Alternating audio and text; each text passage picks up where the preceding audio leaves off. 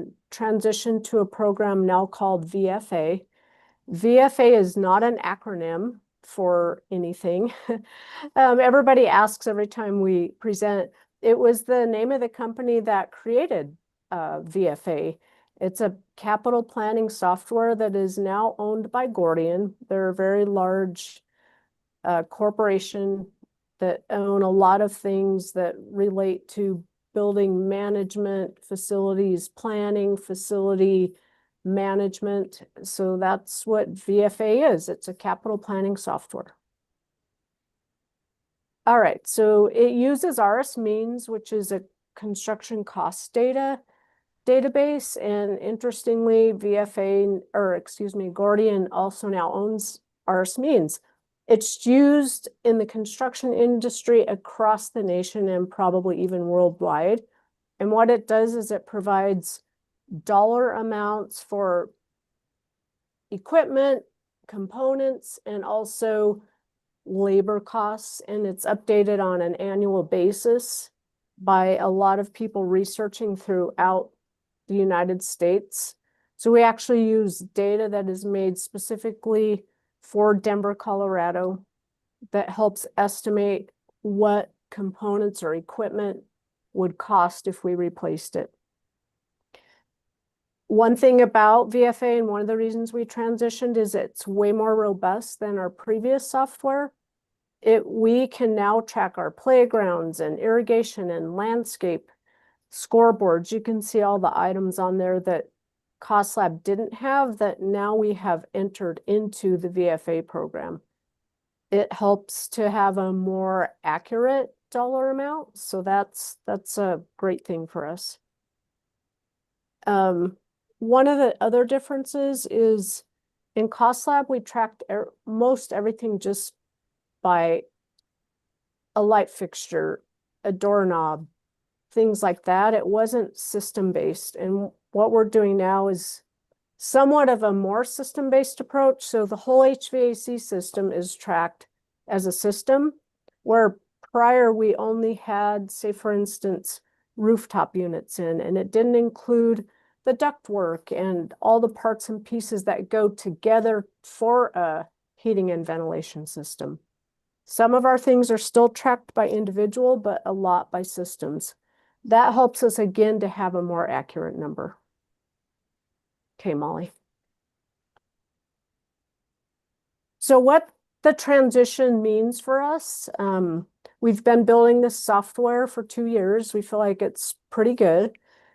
It's never going to be perfect, but because there are so many new things in it and we're tracking it differently, we have a little bit of a different methodology. Our deferred maintenance cost is a lot more, and our replacement value of our buildings is more, and our deferred maintenance, our FCI has gone up, which means it's showing that our buildings need more work. So in 2024, we reported a 14% FCI with a renewal cost of $190 million, which is deferred maintenance, and a total replacement cost of our buildings as $1.325 billion. Using VFA this year, this is the first time we're reporting with it. We have a 20% FCI, a deferred maintenance of $440 million. So you can see a huge difference. And then a total replacement cost of $2.1 billion. So our replacement value of our facilities has gone up, has doubled, and our deferred maintenance has pretty much tripled. So you can see the big difference of using a different system that has more capabilities and that is more robust and that has a different methodology. And this is Bob Keeler. Just a quick question. Is this going to impact future budgets? And that might not be a question for you, but. Well, it's gonna weave into what Molly's going to talk about now, I think, of how we're going to address some of that. So go ahead, Molly. Yep. So as you know, in Board Policy 2.5.2, there is a measure in there that says what's highlighted on the screen. the superintendent and board shall not allow the projected cost of deferred maintenance to exceed 10% of the total value of the district facility replacement costs. Well, as you can tell with our new methodology, with the factors that Margie explained, the fact that we have more items in the database than we once did, meaning it's a more accurate picture of our replacement costs. The fact that just like Cost Lab and others, it goes compares against RS means for construction costs, and that construction costs are greatly inflated year over year. And that we don't see that going down anytime soon.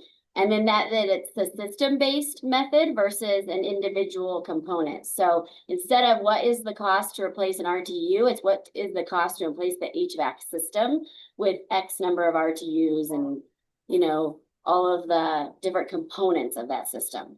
Because of those three, we do not anticipate being compliant at 10%, again, because our methodology is now different. And I would like to share more accurate to actual. So with that, this is just some historic how we have, I've gone back to every 2.5 report and I pulled out the percentage as it relates to that highlighted statement in the policy. And as you can see, we're trending up back in 2022. And even with Cost Lab, we were 3 years with Cost Lab above the 10% allowance. And now we are going to probably level out around that 20 in there, and we'll probably be in a different trend path. For bond renewal dollars, I do want to share that, and this is important to note, that one of the number one way we address deferred maintenance, that is not like emergent life safety things, those get addressed through cap reserve fund. But for items that need planned for renewal or to replace because of age of life or whatever, those really are part of bond. That is how we finance that. And so we are in a current bond, as you know. Here is what we anticipate in the first column, you see the year, and the second is the annual bond deferred maintenance investment. So we do expect our deferred maintenance to take care of, like, for example, in 2026, $30.8 million of our deferred maintenance through our bond fund and plan. But at the same time, everything out in our other buildings is aging, right? And they are gonna, new things will become deferred that weren't today. So we're also planning in that same year to take care of 30 million, but we are gonna raise our annual deferred maintenance costs by 77.5. And that's just a projection based from our system. So as you can see, the point of the slide is that as we take care of deferred maintenance, aging still happens, right? And so we have this kind of balance to strike. So other districts, we've asked by the board to look at other districts. Other districts do not have this singular line of reporting. 10%, they don't have any sort of percentage. I've checked and most of them have just an annual reporting requirement around deferred maintenance and then a recommendation that comes from that. The board wishes to explore, they have shared with us, they wish to explore changes to this. They express they want to set a policy we can comply with. They don't want multi-year non-compliance to continue. They want to align language. And really what that means is, if you look at the bullet underneath the bottom, it says to align language using renewal or deferred maintenance, but not both. Because it looks like somewhere in our reporting a few years back, we had chosen renewal as the new kind of reimagined word for deferred maintenance. I will share that we asked LRPAC, we did this presentation with them, we asked them their opinion, and they shared they would prefer deferred maintenance. It's plain, it's simple, it's understandable. Renewal can be a lot of things. So that is the path forward, we're going there. And then create a policy that is not overly burdensome.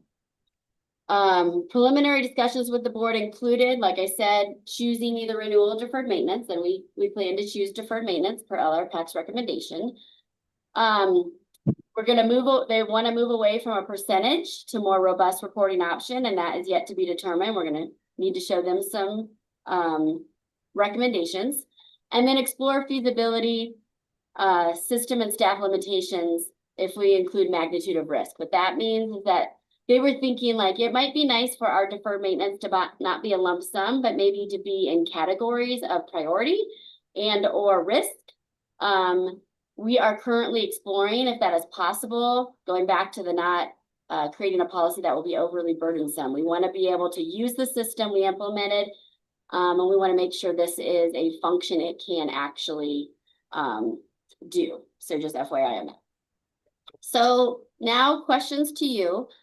We really are just here that given this background, do you have any suggestions for the board about what to do with this highlighted statement that we see as, through the changes we've explained today, a potential for non-compliance in future years if we don't change it to something that more aligns with our methodology? So I'll open it up. Hey, Molly, thank you so much for all of this information. I really appreciate this comparison point. As Margie knows, I've been on this a while and been watching this. So, couple of questions. I didn't quite glean, using the new system with VFA and all of the new, more robust and accurate reporting costs, what are we at right now on the deferred maintenance? Like if we were just straight percentage, and I know that like today we have this crazy thing, but deferred maintenance, I just wanted to see where we are at. Thank you. 20%. So I just put back in this deck to the 20% of plant replacement value. So our deferred maintenance is 440 million out of a total replacement cost of 2.1 billion. And that's the 20%. So you're essentially, it's the double part. Okay, got it. Yeah, I do think that exploring some different reporting methodologies. I mean, I liked the idea of the categories, right? Because there's going to be some things that are significantly more important than, others. But at the same time, there's some questions about how you would categorize what is important. So I can see the challenge there. I do think I would love to see some of the different options that you guys suggest, but I do think that it was interesting to see that there were different counties or different districts that did not have this policy. If you were to, based on the condition of the buildings, you guys know this better than we do, if you were to put a percentage on it, I mean, do you have any thoughts on what the percentage should be to be more accurate and reflective? I mean, maybe 10% is just, I mean, it's just too low and not accurate now that you have the more accurate reporting. Sorry, I'll quit rambling. No, we appreciate that. And yes, that has been discussed a lot. And actually, our classified association, our maintenance team, they were interested in just kind of like, well, can we just change it to a more realistic percentage? Because then it helps keep the funding in buildings to help with these deferred maintenance items and not always having to wait for a bond. I will tell you that the board is just not wanting an arbitrary number. So it may take some time to figure out where we level off to and what might be appropriate and based on how we do it. It's hard to compare that number. There's not like an industry number because everybody does this methodology different with different softwares. They include different items, they exclude different items. Like Jeffco, for example, with their 140 buildings or whatever they have, they're all on spreadsheets. And they do not have all of the items in their deferred maintenance calculation that we do. So it's hard to compare apples to apples. Margie, any feedback on that I didn't share? No, I agree with you. And just so people know, we know of two other districts in Colorado that use the same system, and the state of Colorado uses it in the capital construction division to track all of the school districts in the state for their facility condition. So we know it's a pretty good system, but it's hard to find a comparison kind of metric that isn't super subjective, because it could be all over the board depending on what each district thinks. So we're thinking about it. I'm working with my team to look at how we could provide some categories and priorities through the system. So just know that we are talking a lot about it and thinking through it. So I have a couple of questions. One, with the upcoming tear down and rebuild of Thornton High School, will that have a significant impact on the deferred maintenance? So that's one. And I guess the other is just thinking out loud, rather than a percentage, I really appreciate the idea of bucketing these things in terms of criticality. And maybe instead of a percentage, it's like, this is endangering the life, the safety of the students. No, we're not going to have that. That's going to be covered. And you just work down from there. And that's how you present. It's like, are we addressing safety issues? Are we addressing, then just move down the list rather than a flat percentage. As an accountant, I like that, but I can understand where that is not feasible and you don't want to have a number that's not attainable. But I think you can use metrics outside of a percentage that ensure that the deferred maintenance is actively being worked on and those that are most critical are being addressed. I What if can it- address oh, sorry, I was just going to address the deferred maintenance for Thornton High. Please do. Currently it's 39 million. So that number will go away. And some of Bowman will go away as well because we're demoing part of it. So just FYI on that piece. That's helpful, Margie, thank you. And Robert, I really appreciate your insight there, and it actually gave me just kind of a thought. What if you kind of do something similar to the IT department with school uptime capabilities? I mean, I know that it's not, maybe not quite a great metric simply because there's other parts and pieces to that, but I mean, maybe student impact time or something to that, maybe, I don't know. I like that. I like that. Yeah, and we have that as part of 2.5. I don't have that policy in front of me, but it's one about making sure that our buildings are open for 99% of the instructional time or above. So we do have something similar. Maybe that you're onto something there. I did take that note so we can see how those two could interplay. Yeah, but I really think, Robert, you're onto like you're spot on, sir. Love it. Thank you. I have, excuse me, You I can have a call me quick Bob. question. I just put Robert on there for whatever reason. So I'll remember that. I had a quick question, going back to when you said that the new system tracks by system, and you mentioned things like the air ducts. Were we not tracking air ducts and stuff? So is that something new from before, or I'm just curious as to how the track move to the system could have bumped it up as much if everything was itemized out separately and now it's kind of combined together. Maybe I'm just not understanding the way it was. That's a great question. And so a really important thing about these softwares is they're not an inventory, right? So there was, with the resources we have and the staffing we have, there was no way for us to put every single component in. So we didn't have ductwork or other little things here and there that are considered a full part of a system.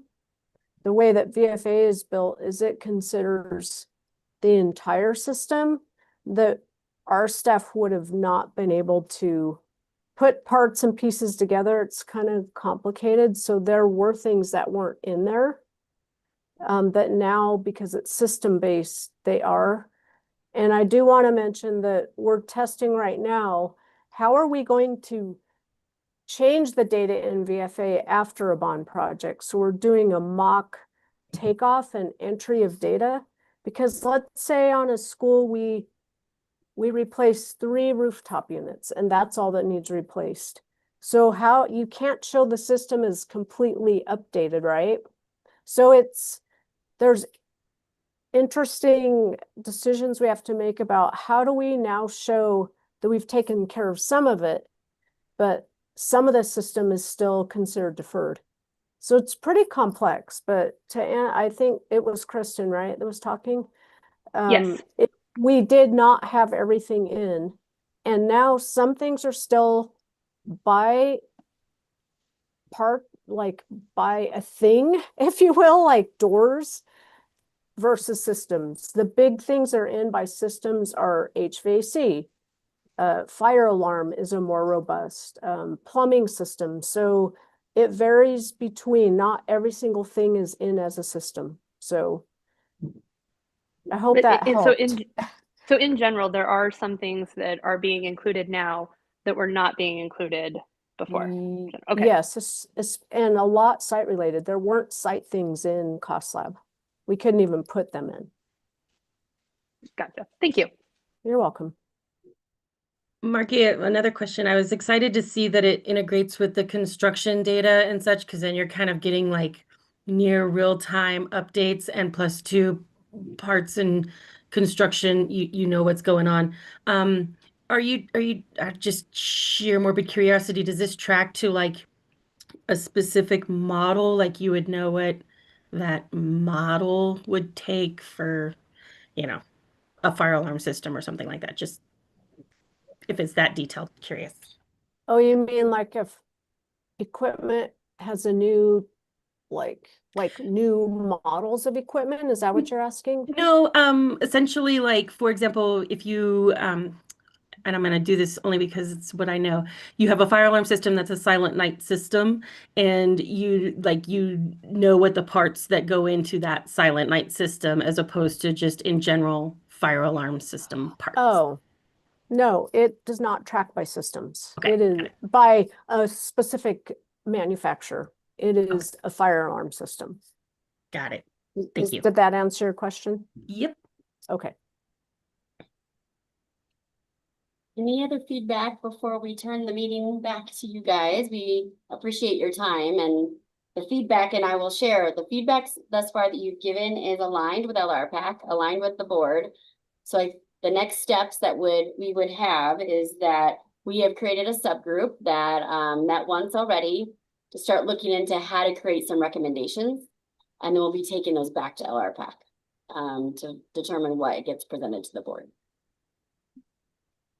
Yeah, well, I'll throw one thing out there. When I worked at the state auditor's office, I did a piece of one of the performance audits on the state fair authority and their building maintenance. And I tried to pull it up. I did find it.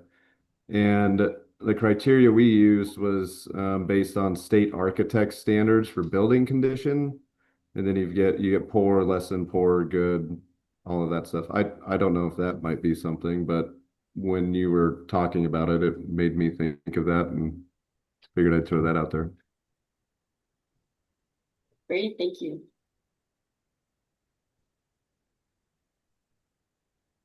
And Molly, I recognized we didn't answer. It's Rob, right? Sorry, is it Rob or some Robert? Rob? Bob, B-O-B. Bob, sorry, I missed what you said. I know you asked about a budget question.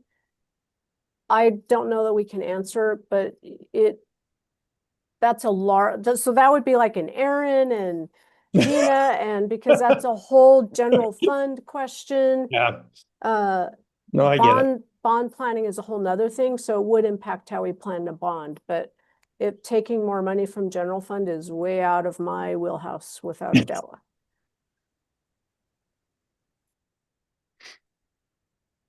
All right. Well, thank you very much all for letting Margie and I come. Thanks for your feedback, and we'll keep Aaron and Gina in the loop. Molly, thank you so much, and great questions all. And now we'll go right into the next piece where we'll talk about internal monitoring board 2.4. And I have about 20 minutes before Phil will come on. So this is going to be Aaron speed talking. So this should be fun. And I know that we have discussed some of these pieces before, and I think that that will allow us to move somewhat easily through this particular presentation. But please, as always, stop me if you have questions. As part of internal monitoring 2.4, the superintendent is required to produce a report on a quarterly basis to the board on the financial conditions and activities of the district. That is what in 2.4 is overall. Then that feeds into your monitoring report, your overall monitoring report to the board at the end of the year. And this, of course, is always on. I can't call it board docs anymore.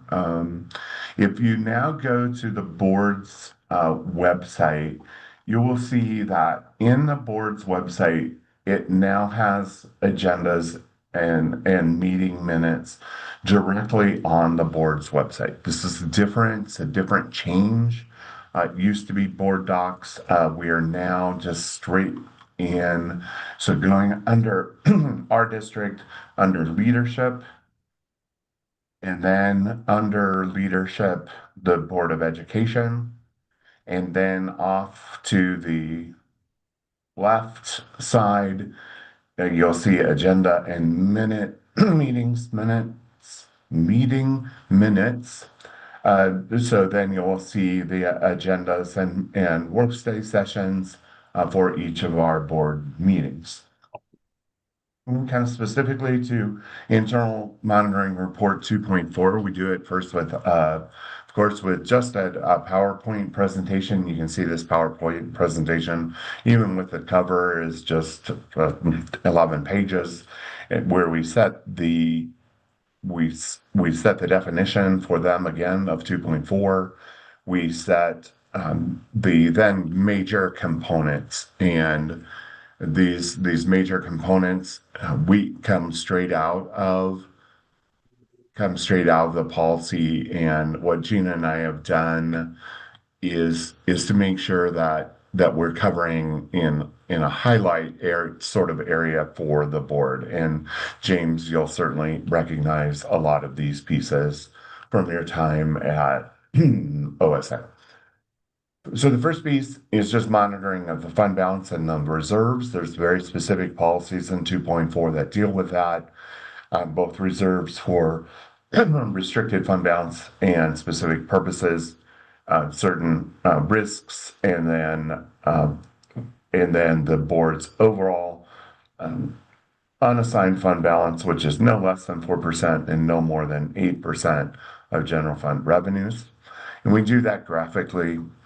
We just show it graphically every year to show that, through the ended audit, through the last prior years, we're showing that trend to show that we are in compliance. And then, of course, as we look towards where we would have been as of September 30th, we're showing that as well. The second piece is then just monitoring our cash, our investments, and liquidity. And it has exactly what it says it's talking about. And it focuses, I think, mostly on liquidity. The investment policy is set in statute, and so we know that we're in compliance with that. And you heard a presentation last time on our investment policy. And here you can tell that our cash positions through the first quarter, that this line here, the average monthly operating expenditures, we're sufficiently above so that our operating cash is sufficient to cover 3 months or that average monthly operating expenditures. And so we're good there. The next piece is just accounts payable and receivable. And you hear very specific presentations on accounts payable and receivable throughout the year, in that we show compliance. You also see different pieces around the bonds and tracking the bond spending and the MLO spending, as well as, and we'll come to this in our work study session today, where we'll talk about monitoring audit compliance and internal controls. The audit was presented to the board last night. And then we'll talk about that audit in a little bit more in our December meeting when our auditor from Clifton Larson Allen will give a presentation to you. You've already heard a presentation from Clifton Larson Allen. Now this will be the culmination of that audit. And then we then turn to the quarterly financials. When we look at the overall board presentation for internal monitoring, this gets very specific into the components of 2.4 that the board wants to see on a quarterly basis. Again, we summarize these. In the PowerPoint presentation, but then we go into a little bit more detail, and I can never figure out the right piece where we can see enough but not have it be too little. Here again, just that we know we have Tabor reserves and our contract reserves.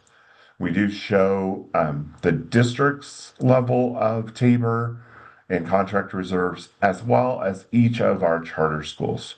And the reason we do that is we believe, and I think the state also has this belief, that should any of our charter schools not have a Tabor reserve, that we would be responsible for ensuring that the district then had a Tabor reserve sufficient to cover the charter schools Tabor reserve. So it's an interesting interpretation, but certainly we know that each of our 4 charters have a Tabor reserve.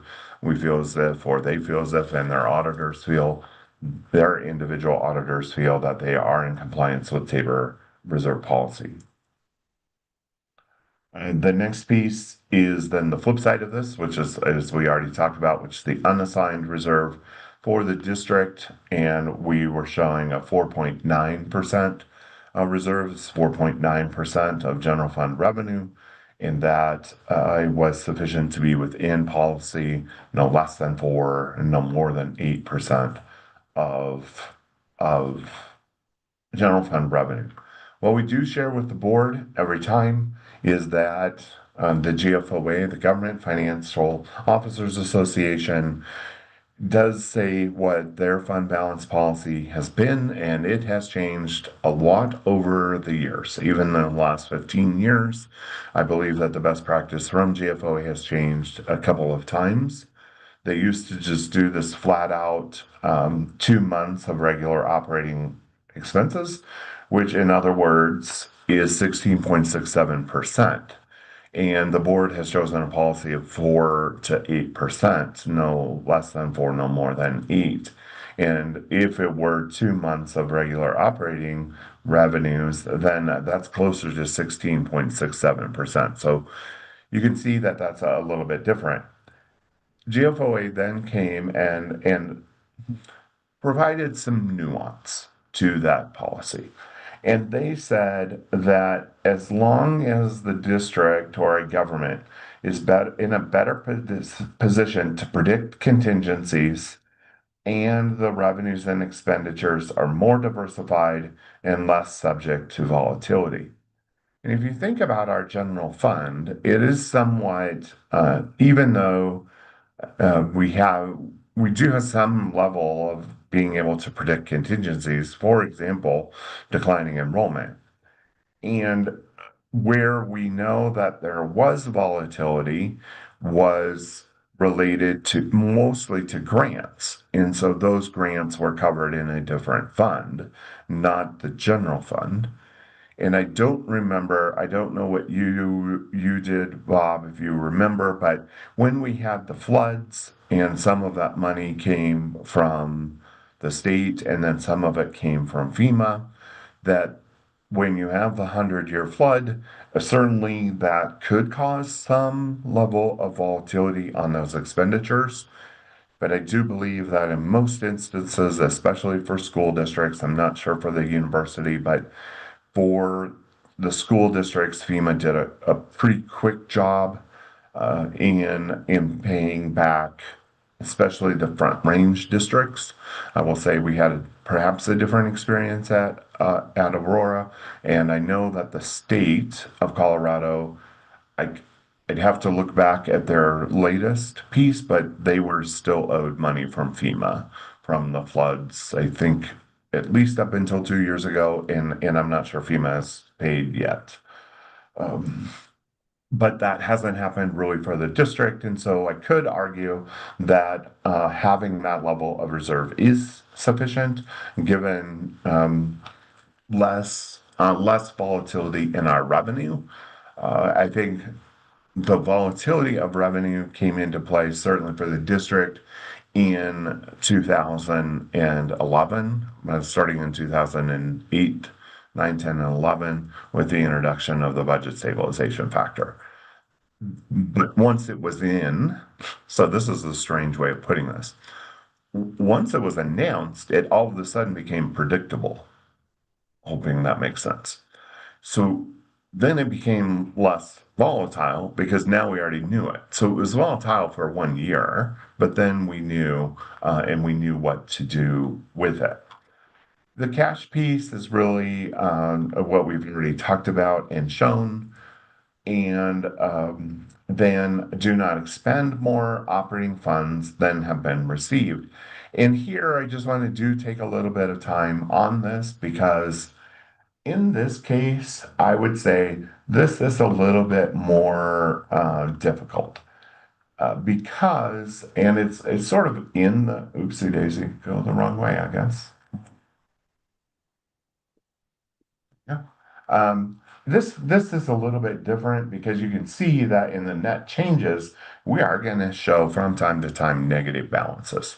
And that means that we've spent more and then there has been revenue in. And most of the time that is that's just straight because of cash flows and timing of especially reimbursements from the state related to food service and sometimes related to grants, but we did receive some additional grant reimbursements, so that went pretty well. We'll talk more as we go through about accounts receivable and how we look at accounts receivable. Where we have accounts receivable now is in our base operations and student fees. We no longer have a really significant balance at all in nutrition because we have healthy free meals for all, where again, we're not charging any student balances. Okay. And then just sort of the rest of these, like I said, we'll go through these, and these are all coming up on our schedule, but these happen to do with bond spending. And so we've authorized, the voters have authorized the issuance of 830 million. We have issued 171 and just over 171.5 million of bonds at that par amount with premium and costs. And our interest through September was $5.2 million. We do distribute bond proceeds to our charter schools, and that had already been done in March, but we keep that at the forefront so everyone does realize that we do share on a per pupil basis bond proceeds with our charter schools. And we'll come back to this more, but we do present to them on a quarterly basis what the original budget was, what has been spent to date, as well as any encumbered balances. And you'll see that, over the next summer, we'll be spending quite a bit of the initial tranche, and we expect to issue again in April of 2027. So I'm looking forward to that because that is a significant amount of work for me, but I also get to work with my friends at some law firms, and I get to go back into my legal career and put my legal hat back on. And Gina knows I get to geek out over that portion of my job, which I always look forward to those days in a very weird sort of way. But we also get to work with S&P and Moody's, and we've been having very good success at the district. I think Gina and I pats on our own backs. Really received some really good feedback from S&P and Moody's this last time around, and so we were very happy about that and their opinion overall of the district. We do tell the board, of course, that, and this is prior to the last election, but we have set mills, these first 17.7, million. If in FY19, we had 17.7 million, it would be 37.9 million by 2029. So we've lost a lot of buying power because we have a lot of set mills. The 2018 mill is then what allowed us to grow a portion of our mill in this section here by inflation. So the portion of that mill has remained the same. The new mill is what's called a flat mill, and it would only grow if we had growth in assessed valuation. So without growth in assessed valuation, the collections would, in theory, go down. If we had a decrease in assessed valuation and net assessed valuation, then revenue on the latest, on the November 2025 mill would actually go down. If property values go up, if net assessed valuations go up, then with a flat mill, then the district's collections would be higher.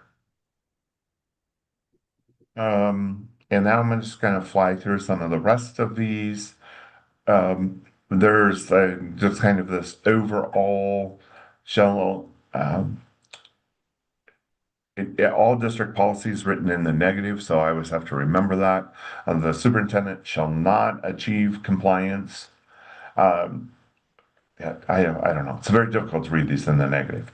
The superintendent shall comply with the provisions of this policy to ensure that he's not damage the future capacity of the district. And that is what we talked about a little bit earlier in my presentation, that we know that we have declining enrollment and we're not going to over budget in any year to put future years at risk. I think Gina and I are up to a 7-year forecast right now, 7 or 8-year forecast, which, as many of you know, every year we go out into a forecast, our ability to be precise goes down just a little bit, but we do feel as if we have some fairly good assumptions in those forecasts so we can show compliance. The superintendent cannot, and Phil will cover this in his as well, but the superintendent cannot decide to borrow on his own. All borrowing must go through the board. And in fact, I will tell you that no one will lend us money unless they talk to the board. Right? That's just not going to happen. We can't.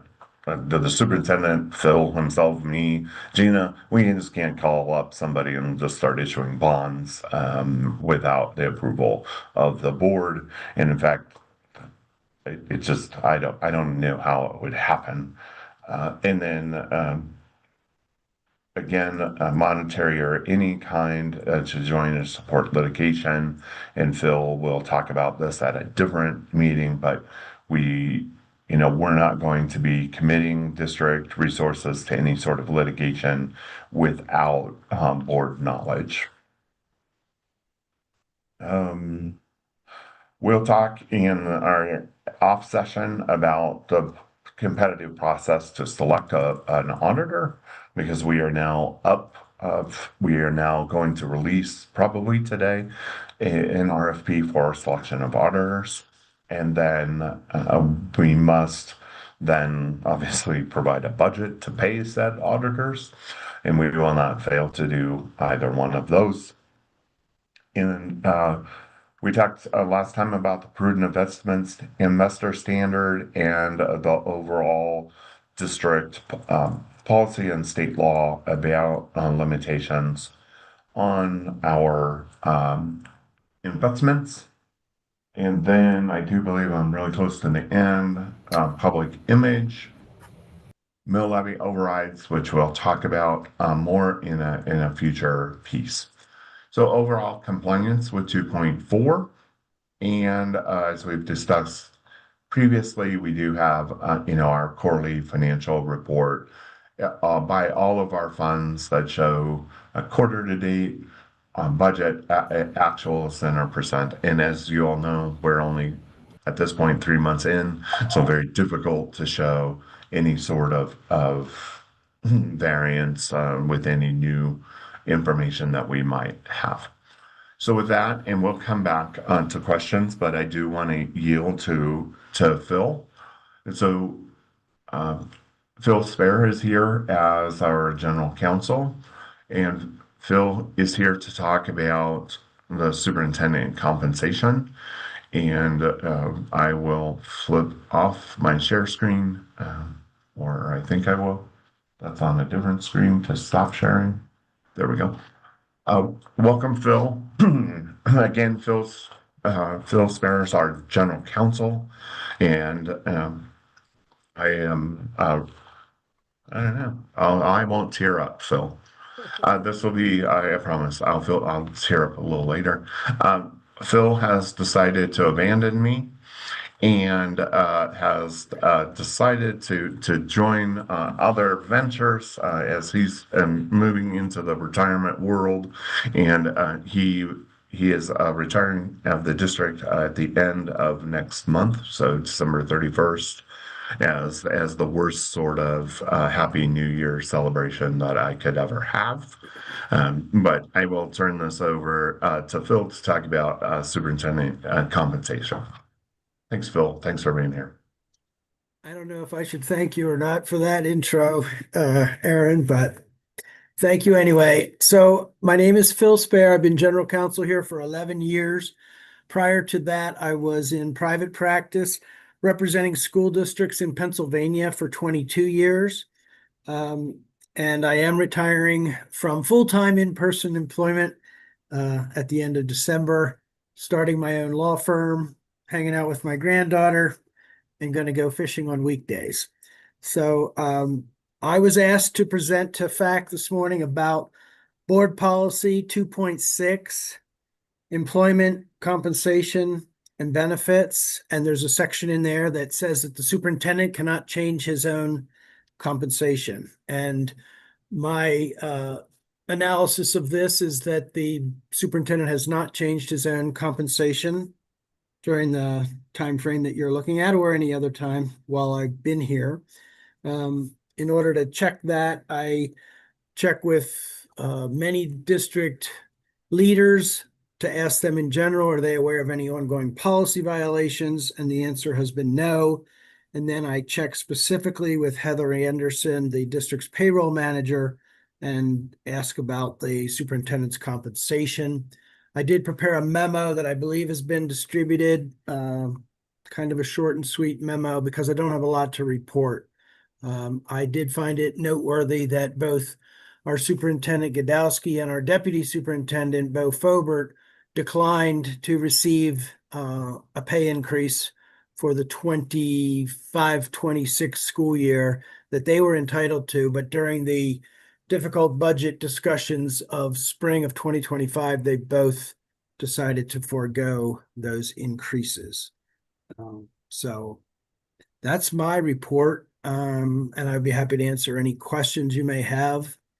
I will note that the current superintendent contract that we're working under was approved by the board in May of 2023 and is a 3-year contract. So we're 2.5 years into a 3-year contract, and I would suspect there'll be discussions in the coming months about an extension of that contract is my forecast.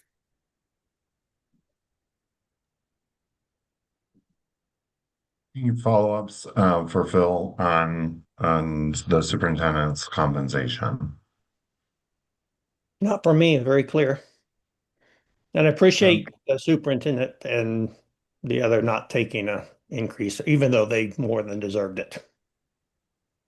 I thought that was very unusual and noble of them and a indication of the strong leadership we have here. I agree.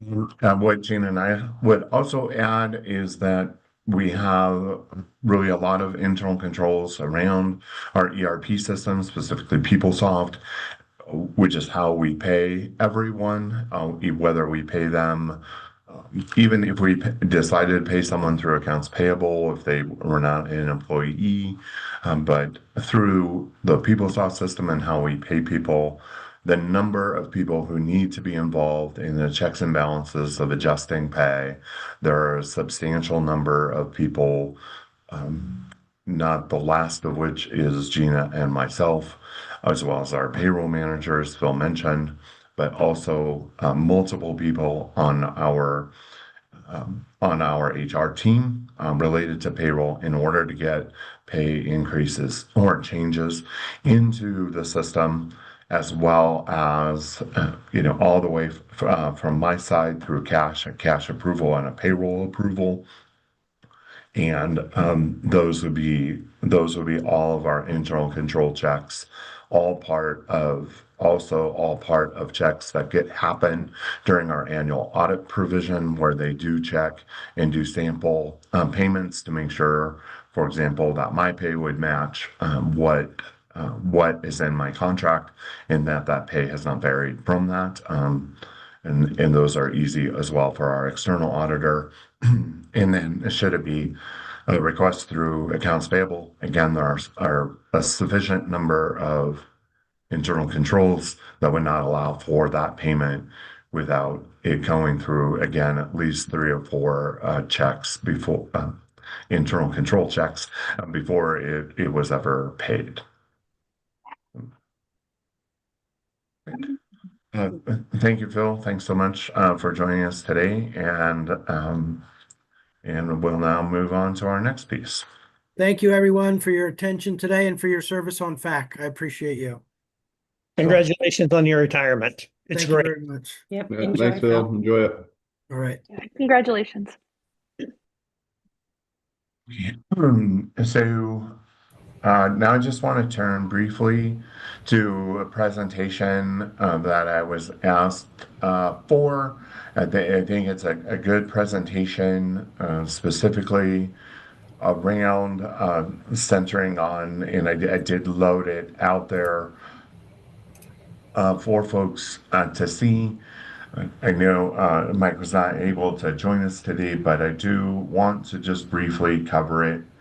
And I think Kelly and James, you've already seen it, so I don't want to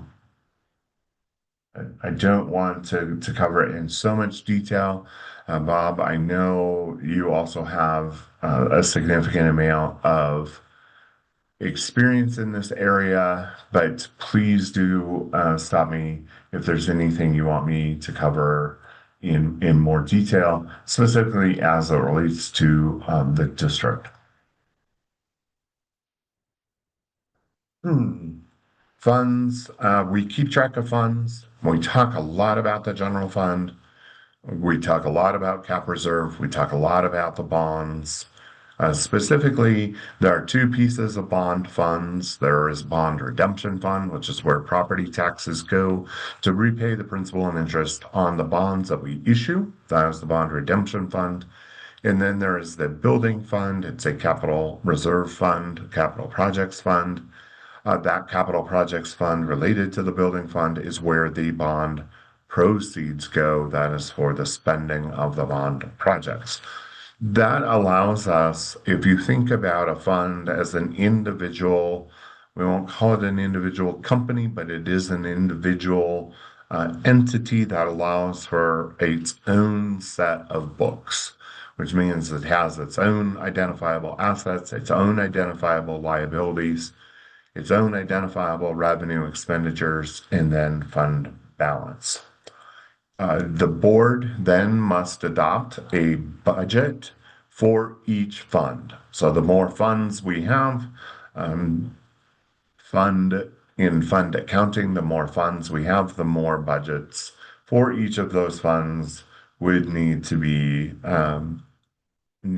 established for appropriations from the board. We talk about the four main buckets of funds. The first, and I'll go backwards, we would say capital reserve, capital projects funds. We have two capital projects funds, cap reserve and the building fund. Then we have the bond redemption fund, which is our debt service fund on the general obligation bonds of the district. Then we have something that are called special revenue funds. Special revenue funds, I'm going to try to use the word special in the definition of special revenue funds. It is revenue received for a special or a specific purpose. And the easiest one to think about here is nutrition. Nutrition is its own fund. In fact, by law, by federal law, it's required to be its own fund if in order to participate in the National School Lunch Program. Within the fund, then, it means any money that comes into that fund must be spent on the very specific purposes for which it was collected. We could think of our before and after school enrichment program, same concept. The money that we receive into base is then limited to the purposes of base. In other words, without very specific board authority, and we would talk about areas where this would be permissible and areas where it would not be permissible. They could not then take these funds out of the special revenue fund and move it to the general fund. The general fund has the best definition. The general fund's definition is if it isn't a capital reserve fund, if it isn't a debt service fund, if it is not a special revenue fund, then it must be a general fund. So it doesn't define it positively, it defines it in the negative. It just says if it's not any of these other funds, it must be the general fund. As I talked about, we have now I would say very restricted funds. These funds are restricted because of a constitutional limitation or a contractual limitation. The bond redemption debt service fund is both a voter approved restriction on how those resources can be used, namely the principal and interest repayment on the debt of the district. It cannot be used for any other purpose. Those taxes come in, they are held by a separate trustee as required by law. That trustee then releases the payments for the principal and interest on the bonds. There is no other way, no other use for those monies. The building funds, again, by contract with our bond holders, as well as through the election, the proceeds from the issuance of the debt, the purpose for those expenditures are limited. They're limited both as required in the official statement for the issuance of the bonds, as well as limited to the items specified in the election and the ballot question. Grants funds that are federal or state grants come with restrictions. If you do not want to follow those restrictions, don't accept the funds. There's nothing in the law that requires us to accept Title I funds. If we do accept Title I funds, we are restricted in the ability to use those funds. Other special revenue funds, these are the ones we talked about: pupil activity, food service base, athletics. If we receive money for athletics, then we spend it on athletics. We don't take any of these funds in order to pay for educational programming within the classroom or teacher salaries, those types of things. That is then the general fund. That is where, by far, the most significant amount of resources live is in the general fund, and that is those overall operations. Specifically, we also want to talk about fund balance. Fund balance is if you took all the revenue over the last 75 years and you subtracted out all the expenditures for the last 75 years, whatever is left would be called fund balance. So in fund balance, there are specific categories. Non-spendable essentially means we can't spend it again. It just lives in non-cash assets, specifically inventory and any prepaids. We talked about restricted revenue. Any unspent restricted revenue becomes restricted fund balance. Then management also makes assignments of fund balance, and assignments could happen in a special revenue fund or a capital reserve capital projects fund that is assigned and limited for the purposes of a fund. We also do assign fund balances in Fund 10 or in the general funds. The most significant of that, there are three. One is our risk reserve fund balance of $5 million. We also set aside a reserve for over time our instructional materials replacement and over time our IT refresh, device refresh. And why do we do that? Because those expenditures are never constant. In other words, we don't just adopt a curriculum every year. If we did, because we don't do that, we then set aside a reserve. If we did not set aside a reserve, what that would look like is we would all of a sudden need to find $8 million in order to pay for a curriculum adoption. Well, that would be very difficult to trim the budget for a single year in order to pay for a one-time expense. We do not believe that that's fiscally responsible of the district. And by having assigned fund balances, it allows us to provide for those known one-time future expenses, or in the term of risk, we are able to put aside an insurance reserve. We never know when certain things are going to happen. But if they did happen and it would require us to meet a deductible on our premium policy, in order to do that, we would have to make potentially mid-year reductions somewhere, or we can rely on an assigned fund balance. Again, we believe, Gina and I believe, that this is the most fiscally responsible approach that allows us flexibility for both known future transactions, for example, the curriculum replacement and IT refresh, as well as unknowns, but predictable. I mean, we know at some point we may need a higher percentage of our expenses to be around insurance risk. So why wouldn't we prudently set aside a fund balance for that? The restricted purpose of the revenues, if it's unspent, the restrictions do not go away. The restrictions stay. We are required to have a Tabor reserve, and that is 3% of fiscal year spending, which we believe means revenue, which is hilarious. And then multi-year obligations could be debt service, capital projects, and food service. As we talked about, food service is federal funds. If we don't spend it, those are restricted monies. If we do not spend it, it becomes restricted fund balance. We already talked about our assignments around insurance reserve, IT refresh, and instructional resources refresh.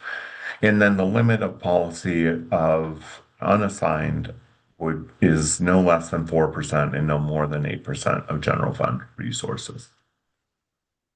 then track our revenue, our expenses by other components, which allow us to break down a fund and budget in more greater granular detail. That could be by department and location. And then within a department and location, it could be by program. So, a good program would be a program, it just so happens to be 2,500. That is finance or financial services. And so, as we set up a budget for this location, the ESC around financial services, it would be Gina's department as the owner of the budget, this location, and the program of financial services. So really allows that level of granular detail. And then what did we spend it on? Did we spend it on salaries and benefits? Did we spend it on supplies? Did we spend it on purchase services like the audit? And then it's further broken down. If it's salaries and benefits, what is the specific job class to which it's in? So you can see our daily life. I think if you use Quicken or QuickBooks in your life or any other sort of software, you know that there's a lot of emphasis right here on an object, which most people would just call what's the account, right? And so that's kind of for us, that is just, oopsie daisy, I guess I'm at the end. That is just called the object. So I wanted to stop there, see if there are any questions, and we can move into the other portion of our work, and we'll end the public side of this meeting. But before we do that, are there any questions on anything I've tried to quickly cover? Aaron, I have a couple. Sure. One on the legal reserve. Is that number based on, what is that number based on, I guess, is the basic question. Both historical trends as well as based on a portion of the district's deductible. Okay. All right. And then a comment on the upcoming RFP for audit services. I think I've asked before, but I'm sorry, I've forgotten the answer. Is CLA is allowed to rebid? So we'll cover that in after we end this portion of the meeting. Okay.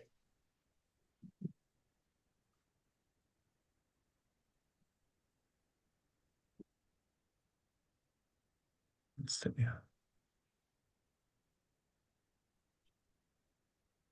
Ellie, James, Kristen, any questions that you might have? And if not, we can end this portion of the meeting. Nope, I don't have any questions. And for me. So That's a good overview of fund accounting, Aaron. Very good. Yeah. Not fun accounting, not FUN accounting, but FUND accounting. Oh, yes. It's always just a fund, never fun. Yep. Oh. This isn't lemonade stand. Sorry, Aaron. Camden, can you stop streaming and recording? Sorry, Aaron.